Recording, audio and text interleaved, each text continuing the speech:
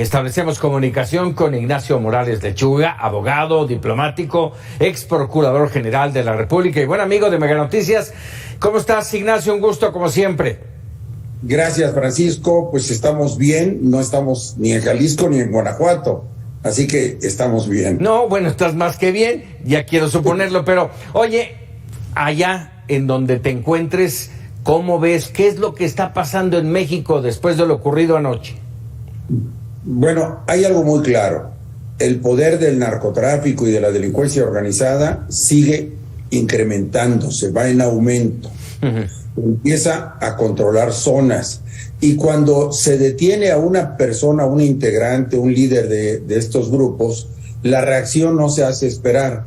Son actos prácticamente de terrorismo, porque de alguna manera empiezan a incendiar camiones, a hacer disparos, actos de protesta, entre comillas, que rebasan con mucho los permitidos a los ciudadanos, y la autoridad se ve incapaz o incompetente de reaccionar rápidamente, de evitar estos hechos. Inclusive, si ya sabemos todos que cada vez que van a realizar una aprehensión, debieran estar listos con una fuerza suficiente y con estrategias y tácticas previamente acordonadas y acordadas y establecidas para evitar estos desaguisados o, en su caso, para reaccionar y controlarlos. Pero la verdad es que en ese sentido, el gobierno o los gobiernos, porque esto también es responsabilidad de los gobiernos estatales, se están quedando a deber mucho a la ciudadanía en estos 4 años. Oye, Ignacio, ante la falta de información federal y estatal e incluso de tener una línea, un discurso unificado, se presta mucha especulación, por supuesto. Hace un momento lo platicaba con el director editorial de Mega Noticias, Raúl Frías. No hay un discurso, insisto, unificado. Se habla, sí, aparentemente de detenidos, de que fueron por alguien, pero no hay nada. ¿Tú sientes que realmente fue una detención de alguien importante?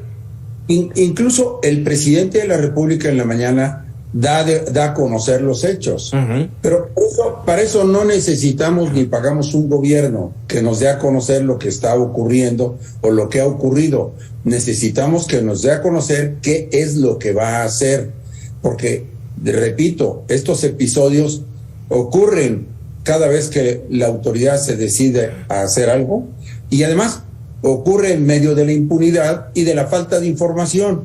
Desde el Culiacanazo para acá, la reacción de los grupos de la delincuencia organizada han sido con mucho mayor fuerza y mucho mayor fortaleza, y actúan contra la ciudadanía, como se ha visto en algunas de las fotografías o videos que han circulado, sin que el gobierno de alguna manera reaccione.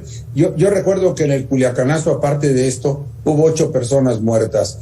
A la fecha no conozco ninguna información que sea confiable, en el sentido de que los asesinos de esas 8 personas hubiesen sido ya consignadas y presentadas ante la justicia. Y estos hechos evidentemente provocan una reacción internacional. Ayer mismo Estados Unidos sacó un comunicado, y por supuesto las empresas como Oxxo, que pertenece a FEMSA, y algunos otros negocios que han sido dañados, pues no sé quién les vaya a pagar sus daños, porque esta escena también se repite en todas las ciudades y en todas las poblaciones donde llevan a cabo aprehensiones. Con esto quiero entender que hay una actitud también no solamente de reacción de la delincuencia organizada, sino de chantaje hacia el gobierno, diciéndole: ve qué poderosos somos y ve qué problema creamos, y ve de inmediato cómo ponemos de cabeza a una ciudad, creamos un terror en la ciudad, un miedo, provocamos que se cierren y clausuren hasta las universidades. Todo esto a nuestro gusto, a nuestro antojo, sin que ocurra nada. Una demostración de fuerza, Ignacio, y esto que mencionas, sin que ocurra nada, es que anoche mismo no ocurrió absolutamente nada. No se vio ni por asomo la presencia de la Guardia Nacional. Efectivamente, y es que hay una cosa: la seguridad pública no se puede diseñar sobre un modelo centralizado como lo están haciendo ahora, y también como de alguna manera lo planearon en el sexenio pasado. La seguridad pública, y la Constitución así lo preveía desde 1917, consistía en darle fortaleza a los estados.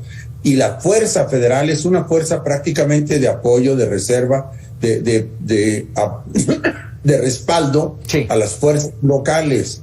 Recordemos que en la época de los 90, la Procuraduría General de la República contaba nada más con 3,000 elementos. Esa era la Policía Judicial Federal. Y la única Policía Federal que existía preventiva era la Policía Federal de Caminos. El resto era prácticamente policías locales. Hoy se invirtió. Todo se invirtió en la Guardia Nacional, que además 28,000 elementos de la Guardia Nacional, según el decir de Trump, no objetado por el gobierno federal, pues se dedican a cuidar las fronteras de Estados Unidos. Eso lo sabe la delincuencia organizada. No sé cuántos sean de la Guardia Nacional, pero creo que no rebasan 35,000, y los 7,000 restantes pues están destinados a atender los problemas de los mexicanos. Y esos 7,000, pues, si se encuentran centralizados en algunos puntos, de aquí a que se trasladen a donde ocurren los hechos, pasan horas y horas, o inclusive algún día. Cuando llegan ya es insuficiente, ya no hay nada que hacer prácticamente. Yo creo que hay que invertir las cosas y hay que crear, por supuesto, un programa nacional, pero el presidente, en lugar de reaccionar de esta manera, pareciera que tiende a complicar las cosas, porque ahora, mientras los delincuentes están violando el orden público y están causando destrozos y daños y muertos y lesiones y daños hasta la población, por otro lado el presidente está todos los días pensando cómo va a violar la Constitución para que entregar la Guardia Nacional al Ejército, contra lo que él había dicho desde un principio, de que al Ejército había que enviarlo a los cuarteles. Así que el propio contradictor de las promesas presidenciales es el presidente.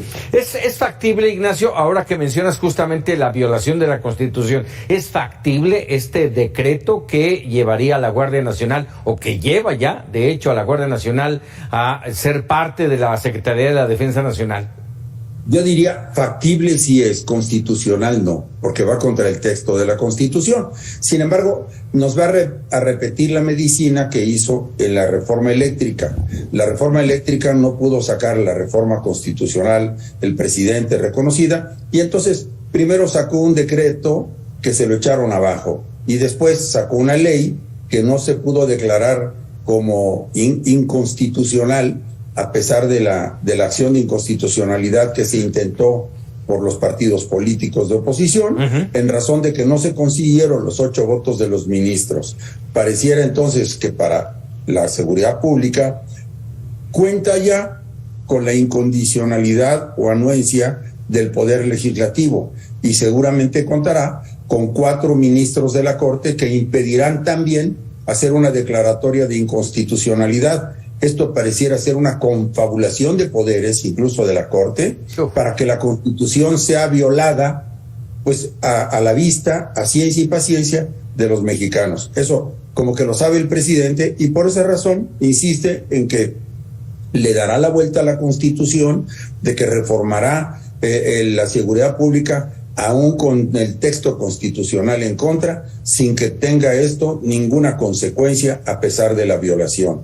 Ese es precisamente el cuadro, el retrato de lo que está ocurriendo. Oye, y déjame preguntarte algo más. A pesar de esa violación, con esta posibilidad que tú nos muestras muy clara, ¿el que pase la Guardia Nacional a la Defensa Nacional es bueno o es malo? ¿Será positivo? Yo creo que son actividades diferentes. Esto va sin desdoro de la actividad de los militares, pero los militares no se preparan para ser policías.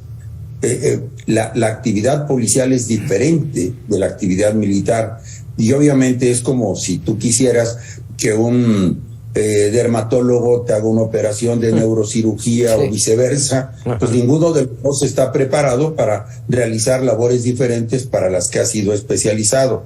Eso es lo que podría ocurrir, y lo estamos viendo porque las maneras de actuar, de reaccionar, de intervenir, de investigar, pues son absoluta y totalmente diferentes. Yo creo que en ese sentido empieza a ser evidente que el gobierno ha equivocado el camino, y los resultados en 4 años de gobierno pues lo demuestran. Caray. No, Ignacio Morales Lechuga, te agradezco como siempre que nos regales unos minutos aquí en Mega Noticias. Gracias, Francisco. Muy buena noche. Muy buenas noches. Ignacio Morales Lechuga, abogado, diplomático, ex procurador general de la República. Y nosotros, mientras tanto, vamos con otros temas.